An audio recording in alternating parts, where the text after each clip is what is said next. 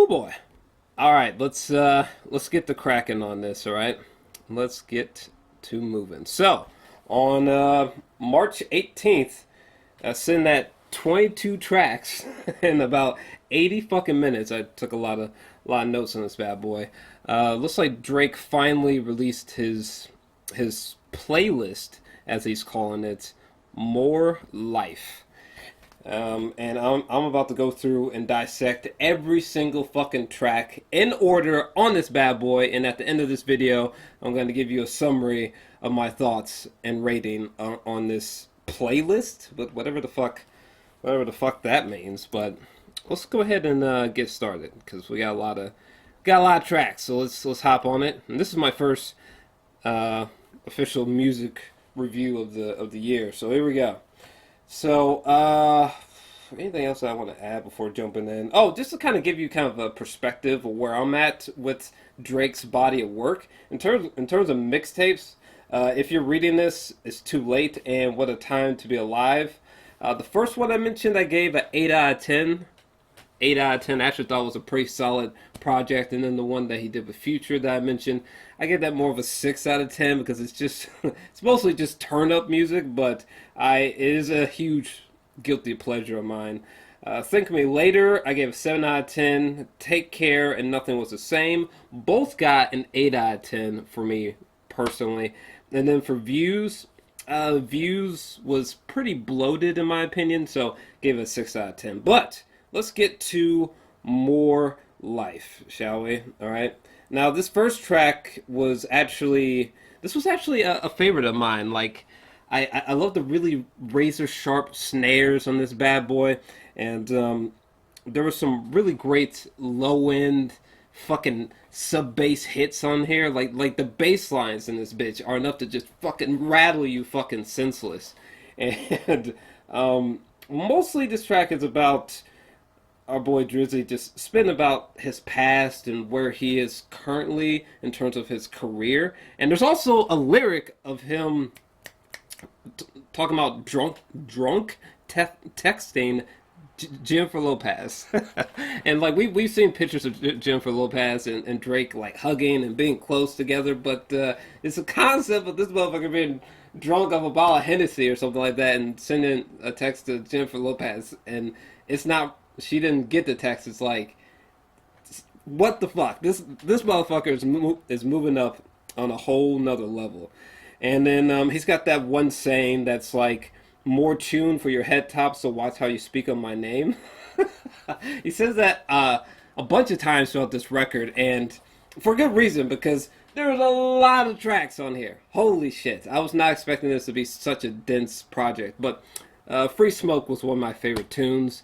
You know, it's almost like when he's saying, free smoke, hey! It's almost like when he's saying that, he's almost, there's another way to interpret that, but one interpretation I took from that is that he's considering this project like free food or something like that for you, or some free weed smoke for you to get high to, you know, sonically speaking, with this project. So, since as far as I know, I think this project was free. Was it free? Or maybe it's not, but either way, I guess I kind of took it as like, you know, this is just a body of work that I just want to throw at you. This isn't even like a studio album, you know what I'm saying? This is like some free smoke for you. Maybe a bad interpretation, but that's kind of how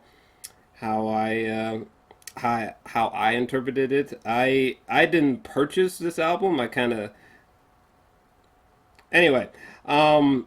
What else? Is there anything else to say about? But there are some fucking some struggle bars on this project, like fucking Drake talking about him and Gibbo eating Applebee's and Outback. Okay. Also, talking about, you know, times when he didn't have a tour bus, how he wants to move to Dubai, and him taking shots at the whole ghost writing thing. How you let the kid fighting ghost writing rumors turn you to a ghost? Oh, you niggas got jokes. So, you know, there's some interesting statements like that throughout this track. And again, the instrumental is fucking banging. So I definitely enjoyed that one. Some um, really rumbling, fucking hitting bass and beats on this one. So I enjoyed that.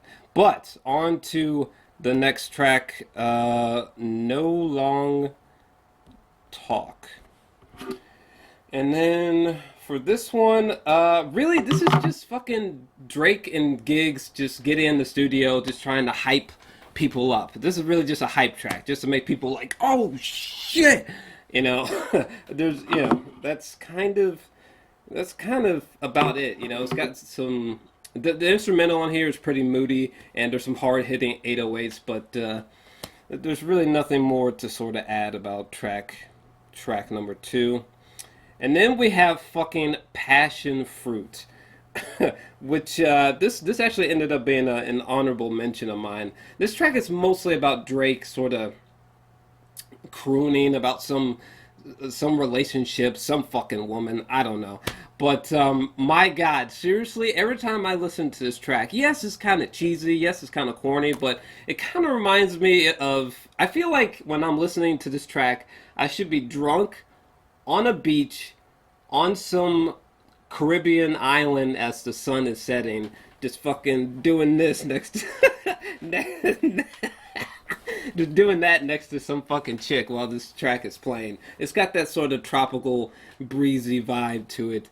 But yeah, it's an honorable mention of mine. I enjoyed this track. It's like a weird, I don't know, guilty pleasure or something like that. God damn it! I just opened the wrong software. I fucking hate when that happens. Whoops. If the video lags for a second, just deal with it. Accidentally opened something wrong. But anyways, the fourth track. And let me. I'll give it a second. So the fourth track, Georgia Interlude. Probably butchering that name, but with this one, we got lyrics like "so much hate inside your heart, we don't even know what we done to you," trying to stay light on my toes, just ran a light in the rolls. So yeah, there's a lot of just random bars like that. However, this female vocalist, her fucking vocals are really smooth, really beautiful. I gotta say it. I mean, granted, this track is just full of really random fucking bars, but they're set against a really nice, soothing instrumental, and her vocals are definitely relaxing as fuck. And the instrumental is pretty dreamy as well. So this one, it's quick, but it was pretty cool. It's pretty cool. Get the fuck out of here. What the hell? Hold on a second. Let me close this fucking thing. Anyways, so track number 5, which is Get It Together. Man, even just reading that, I can fucking hear Drake being like, get it together. That was a horrible interpretation, but very, very catchy track. Again, this track has a very tropical music influence on it. It's very fucking head bobby, you know what I'm saying? And is it the same female vocalist, Georgia Smith, is on here? Yeah, she's on here again, and like just her voice against, especially when like these piano notes come fluttering into your ears against her voice, you're just like, oh shit, hello. It's a good fucking time. Mostly, this is just a song with Drake riffing off of, you need me to get that shit together so we can get together. You need me to get that shit together. You need me to, So again, this is kind of him speaking towards some kind of relationship with some chick again. But other than that, I thought this was a very head bob worthy track, and some very hypnotic sounds from this one. So this was a really chill track that I enjoyed quite a bit. And Madam Rhythm. see here. What the fuck did I think about this one? Oh! So this one just has Drake sort of speaking to some observations that he's made of his life up until this point, or just at the current time. These are just like some current life observations from Drake. For example, lyrics like "People change, I'm not surprised. Devil's working overtime. Voodoo spells put on my life and won't work. They all have tried." This seems like a direct shout out to disses from Meek Mill, Joe Budden, and whoever else has tried to take down Drake's name, and it's not happening. Like there's just no stopping this motherfucker Drake. You know what I'm saying? It's like one of the very few artists that like gets all these ghostwriting accusations just thrown at him. All these accusations of him being soft and um, just all this shit, and like it's just like bullets deflecting off of Drake. It's just like the negativity is not working. Someone's gonna have to rewrite the book on dissing Drake because it's not working at the current time. Look what happened to Meek Mill. Other lyrics, like other observations I noticed, like I cannot tell who is my friend. I need distance between me and them. He definitely makes mentions throughout this album a lot. Mentions that are similar to this thought, where it kind of seems like Drake is becoming much more self-aware of haters now. I mean, he's always been weary of them, but it kind of seems like Drake is on high alert for people trying to diss him or trying to discredit his name or trying to dethrone him, I suppose. So it's interesting. Almost like he's getting paranoid about that sort of thing. He also has another lyric. I've seen some girls turn their back on best friends from time to time, or something like that. I can only imagine the female problems that he has at his level of being goddamn Drake. Could you imagine having Drake female problems? Sounds like a fucking nightmare. I mean, there's probably some obvious upsides, like three ways and 10 ways with women. Anyway, Blim, the 7th track. Which one? What did I have to say about? Okay, this track literally sounded as if Drake was high or drunk as fuck when he recorded this, and this motherfucker is just crooning about some chick to some pretty corny bars. For example, let me see here. This motherfucker is just desperately singing about some "Don't switch on me. I got big plans. We need to forward to the islands and get you gold. No spray tans. I need you to stop running back to your ex. He's a waste man. I want to know, how come we can never splash and stay friends?" Yeah, yeah. This track wasn't really feeling it too much. I'm not usually one of those people that are like, Drake, he's too fucking soft, but shit like that, I'm like, Drake, let's tone it down with this fluff, soft shit. All right, getting a little bit too much right there. Track number 8, 4422. This is with Sampha on here, who's got a fantastic fantastic voice. I love the collaboration between him and Drake on "Nothing Was the Same." But this track is really just Sampha alone singing to pretty, pretty relaxing, tranquil instrumental. Not really much going on with the instrumental, but it's relaxing. His singing voice is soothing, and mostly the most noteworthy, fucking lyric from here is 4422. You build it up to break it halfway through. Just make the call, 22. Just looks like he's mostly referencing like where he comes from, where he was born at. Not too much to this track, really. Not too much.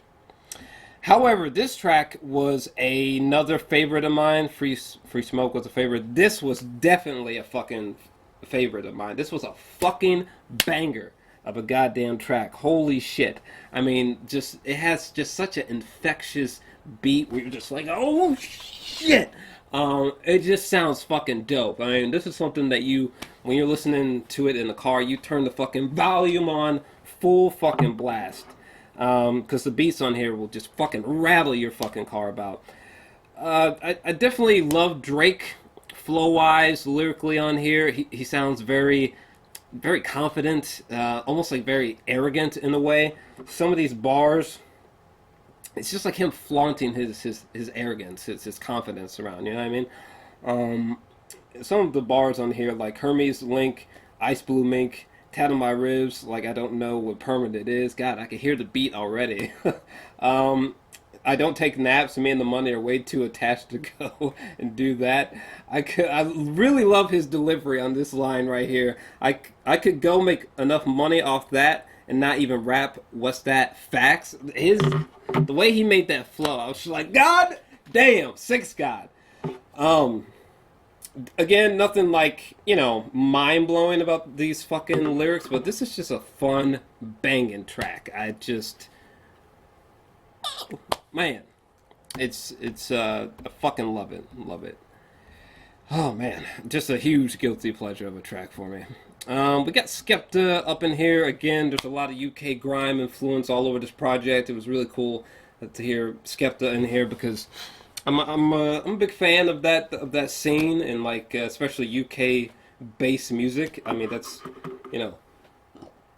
fucking huge to me. I fucking love that music. A lot of the production on here sort of sounds like a scream and banga fucking production. I love it. Lyrically, whatever. This is like some party music, something you pour a cup to and you're just talking to someone like, yeah, mate, yeah. So, but hey, good shit. Good shit. Nothing really worth noting about that. This track, my fucking god. I think we got Quavo, we got Drake, we got Travis Scott on this bitch. The beat is so awesome on this bitch, alright? It is so awesome. This is the kind of song that you hear spliced in like several fucking memes. In a good way.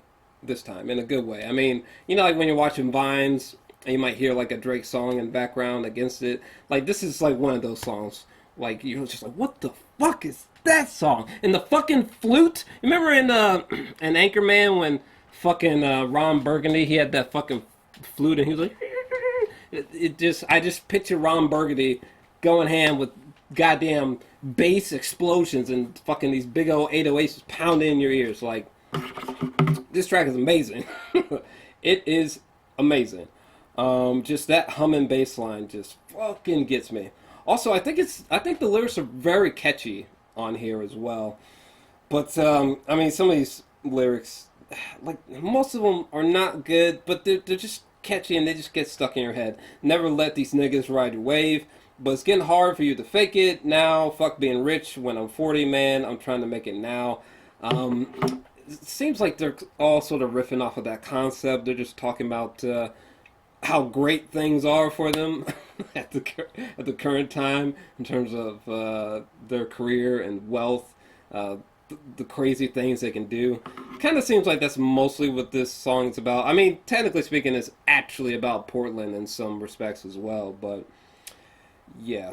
Oh my god, this line, I think it was from Travis, where out of nowhere he was just like out in Portland trying to get in her organs. I was like, if I was in a crowd, I'd be like, oh shit. But there's a lot of guilty pleasures on this fucking playlist, but this track is huge guilty pleasure, favorite of mine. We Gon' Live, yep, from Travis Scott. God, dude's vocals are so catchy. And then Quavo, Michael Phelps with the swim moves. Skirt. Yeah, so another favorite. It's just catchy. Just catchy. And then track number 12, Sacrifices.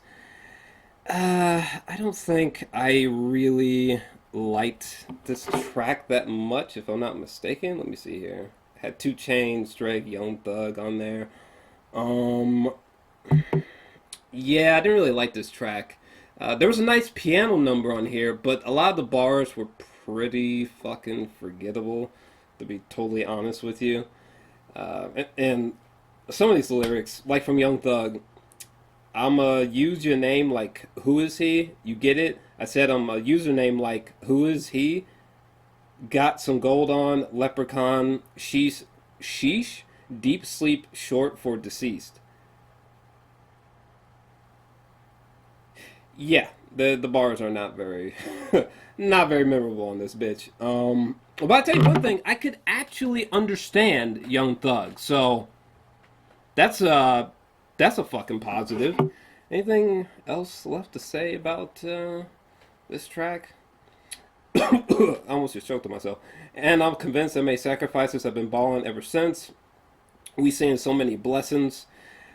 That's mostly what this track is about. Them just feeling blessed, talking about how awesome that is, the sacrifices they made. That's kind of this track. This track in a nutshell. It was aight. It was aight. God, this bitch is long. Holy shit. Hold on. All right, track number 13. What did I think about that one? This was just like some droney type of music. Him sort of reminiscing on like an ex-girlfriend, and him kind of speaking in a very sleepy way. Actually, this track makes me fucking sleepy. It makes me want to fucking pass the fuck out. Him talking about some ex-girlfriend, some ex-relationship, some bullshit. Uh, yeah, just some really tired vocal harmonies, and didn't particularly care for this track that much. However, on the complete and utter fucking flip side, Teenage fucking Fever is I might sound crazy here, but Fever was actually my favorite track on this whole fucking playlist. Like, I know it samples Jennifer Lopez's "If You Had My Love," but seriously, this sounds like one of the darker gothic moments on "Take Care." There's definitely some "Take Care" vibes from this track, and it's really got this really haunting, really eerie, just gloomy fucking atmosphere, you know. And there's moments where like there's this synth or bass synth that like just starts burping. And it's like womp womp, you know. And there's these other beautiful synths, and the fucking like the beat rhythms are really slow and pulsating. You know, it's kind of like some shit that you're just like, damn, like oh shit, like it just puts you in a really deep state of mind. This track, and I really love it. I mean, he's mostly just talking about some woman that really hit him deep in the in the feels. Okay, some woman just went right into his feels, and he's just speaking on that. Is he talking about Jennifer Lopez literally in this track, or just like some past ex or someone he's talking to at the current time? I'm not really sure, but goddamn, she's gotta be a bad bitch for him to fucking just be going. My God, for whatever woman he's talking about, whatever relationship he's talking about, for it to have created this sonic atmosphere, like Jesus Christ, had to have been some woman. But seriously, I love this track. It's just really, really hypnotic stuff. But let's get to track number 15. Do I have the window up? Oh, for a second there, I almost thought like the window was was just gone. The little window right there. Anyway, what else? So KMT, pretty forgettable fucking lyrics on this one. This is just a club banger. Some more UK grime influence. The bars are kind of irrelevant. This is just some shit to, this is just Drake and I think Gigs just flexing in the studio, just trying to get people fucking bouncing and shit. But some of the lyrics, studio right in my yard. I've been doing 10 in a week. How long I've been on this streak? Dream about work in my sleep. fucking Gigs comes in this bitch like, I got bitches in the murky, swerving, looking all curvy. You already know I love them breasts, looking all perky. Not very memorable, but I do love this one tiny little gigs verse, mostly just because I'm obsessed with Game of Thrones. Whipping that white girl, yeah, cooking that Cersei, duh. But yeah, kind of a throwaway track, but nothing, nothing to truly hang on to. This was a decent track, you know, kind of Drake giving some self-analyzing thoughts. For example, my competition is beyond offensive. I'm in it for the glory, not the honor mention. Not trying to be fourth. I'm trying to go the distance. Winning is problematic.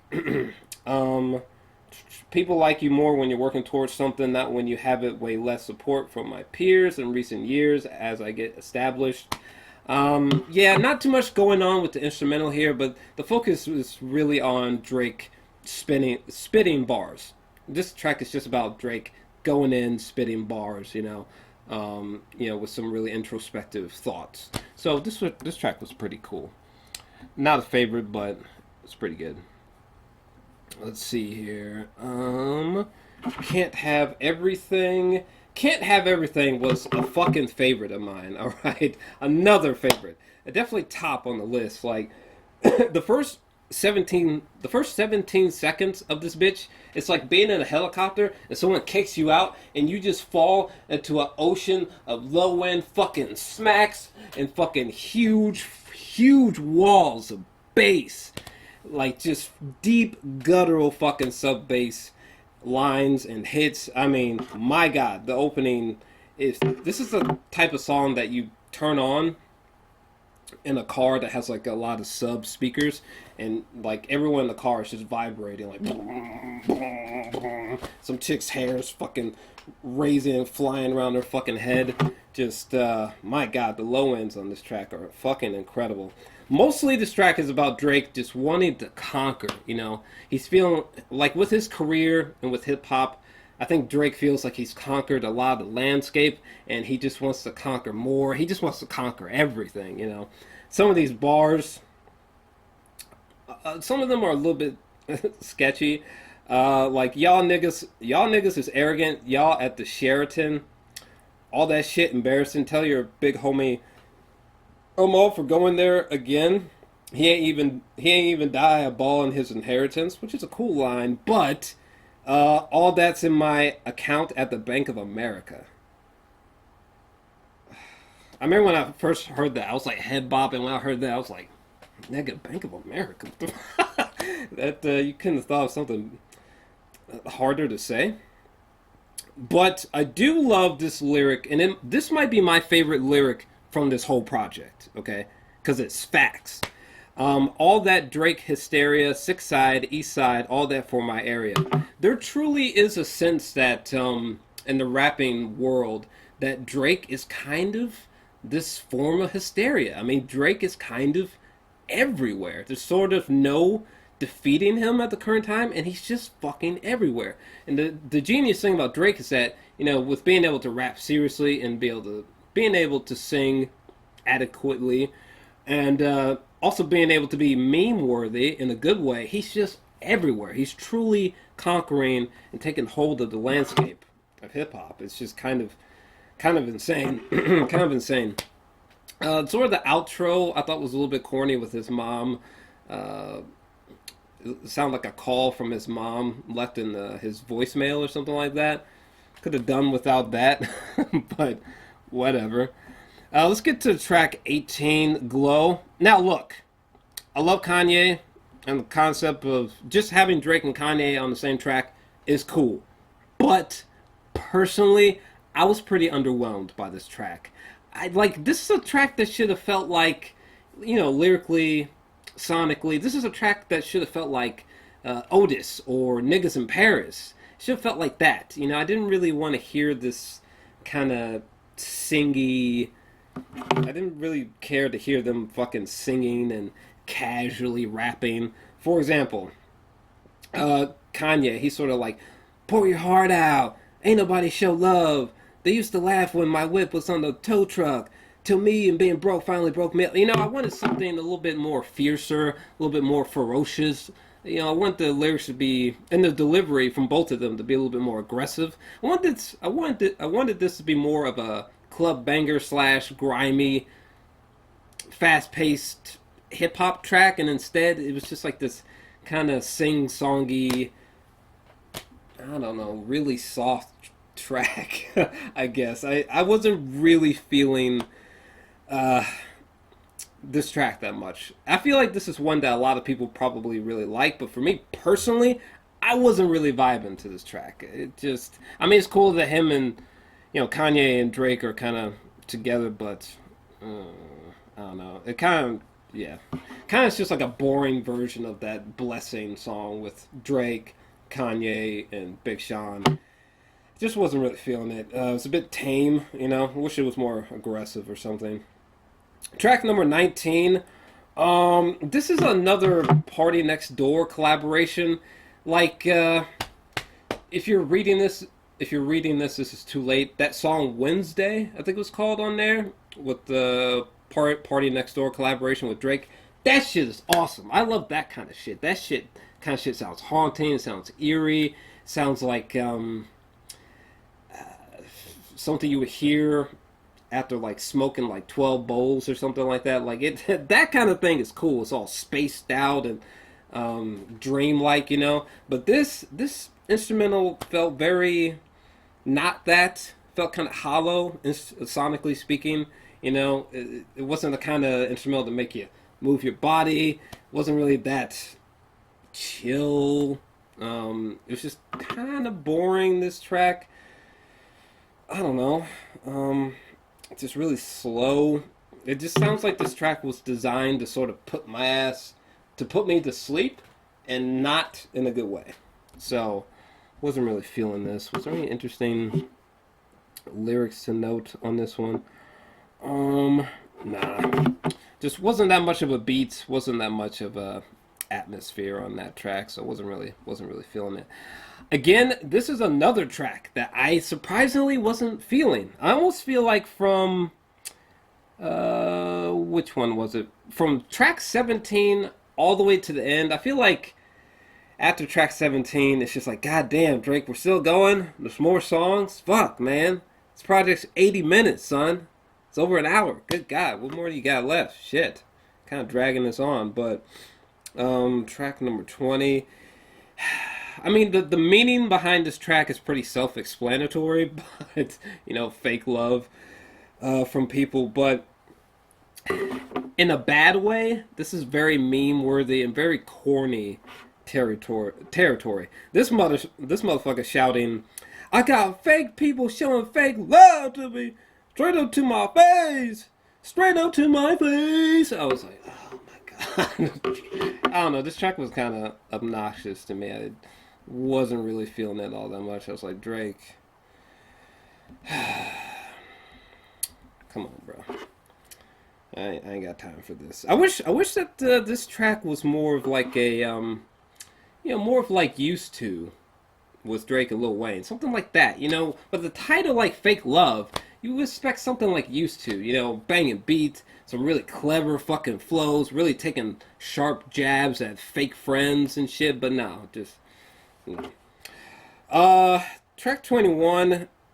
I thought this track point blank was bland, corny, cheesy, struggle bars all over the fucking place. Got my boy fucking Young Thug. This motherfucker was like, wow, wow, Jeffrey. I was like, oh, shit. Can't wait until this track's over. Yeesh. But thankfully, Drake ended on a high note. This is not a favorite of mine, but this is an honorable mention for me. The main focus is just on Drake's flows and him spitting just fucking paragraphs of fucking lyrics, and yeah, he's throwing out a lot of introspective thoughts on here that I thought were really intriguing.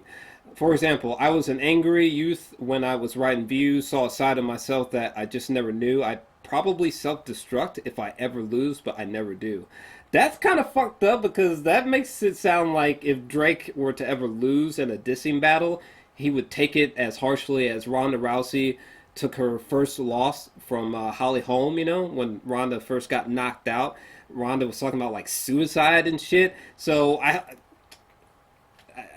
don't know about that bar, Drake. Okay, like I don't anticipate you losing in a rap dissing battle anytime soon. But if you were to lose, don't fucking turn to goddamn Ronda Rousey for fuck's sake. Let's see. Can't describe what my life is like when she asks about it. Scary whenever I close my eyes at night, waking up to public statements about my private life. Some revealing shit right there. Last verse that I gotta do is always surgery. Kind of implies that he's kind of got like an OCD about his craft, which I could see despite how simplistic his bars can be most of the time. Luckily for him, they're usually catchy and good when I enjoy them. I am a reflection of all your I am a reflection of all of your insecurities behind closed doors. A lot of sex god worshiping. That is a really great line, I gotta say, because I do feel like there's a lot of people that they're like, I don't like Drake, who actually really do like Drake, or actually there's a number of songs that they actually honestly do fuck with, you know, because I feel like so many people try to put out this perspective like, I don't listen to Drake. It's like, bro, come on. A lot of us listen to Drake. A lot of us enjoy Drake, alright? Stop fucking beating around the bush, okay? A whole bunch of us fucking like Drake. And you probably like a few songs that he's done yourself. But I really like that. I'm a reflection of all your insecurities, you know? He is sort of, through his lyrics, he kind of is sort of like, the person saying things that you just usually wouldn't think about putting out there for, you know, maybe for fear of seeming soft or too sentimental as a man or emotional or stuff like that. So that was a very interesting self-description of himself. Jesus Christ. But I love the I'll be back in 2018 to give you the summary, you know. Does that mean that like that's when the next studio album is coming, perhaps, you know? Maybe. But so yeah, I thought he ended off on a good note, and I thought that this track, the way it was banging away with that female singing in the background, it was good. It was good. It was a nice headbanger. But to recap, my favorite tracks are Can't Have Everything, Free Smoke, Glycester, however you say that, Teenage Fever, and Portland. Favorite track, Teenage Fever. I just love it. It reminds me of the very first track on Take Care. I'm blanking out on what that's called. It's like Over My Dead Body or something like that. But Teenage Fever reminds me of that song, which I love. Fuck! Love that song. It's like my favorite track from Take Care. The first song on Take Care, shit, so good. Honorable mention, Passion Fruits. There's just something about it. Every time I hear it, I'm like, oh shit. And but I just feel like this track or this playlist is way too long. I love the UK grime influences all over this thing, and there's a lot of like one dance type influences all over this thing, but for the most part it's way too long. I think Drake would work better with a more concise body of work, you know? Something a little bit shorter, like Nothing Was the Same, or if he could be even more shorter. I think Drake would operate better in like a 10 track space, you know? Maybe 13, but I think like 10 tracks, I think Drake would be perfect, you know? I think he gets a little bit too self-indulgent sometimes. And this body of work right here, it's full of the usual tropes, you know, him singing about some relationship, taking shots at haters, or Meek Mill and ghostwriting and all that shit. You know, but for the most part, I thought that this mixtape playlist, whatever, I thought it was okay. You know, I'm not crazy about it. Personally, I'm feeling like a 7. Feeling like a 7 out of 10 on this one. I think it's good, but it's you know, it's overlong. A lot of these tracks kind of bleed together and sound too similar, in my personal opinion.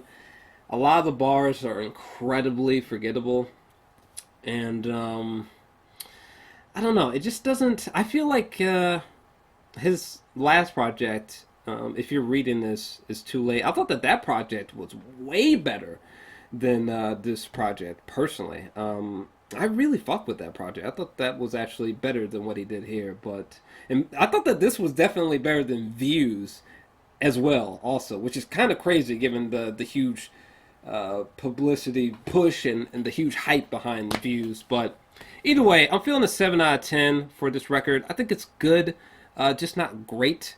I think my favorite project that he's done so far is actually Nothing Was the Same. I fuck heavy with Nothing Was the Same.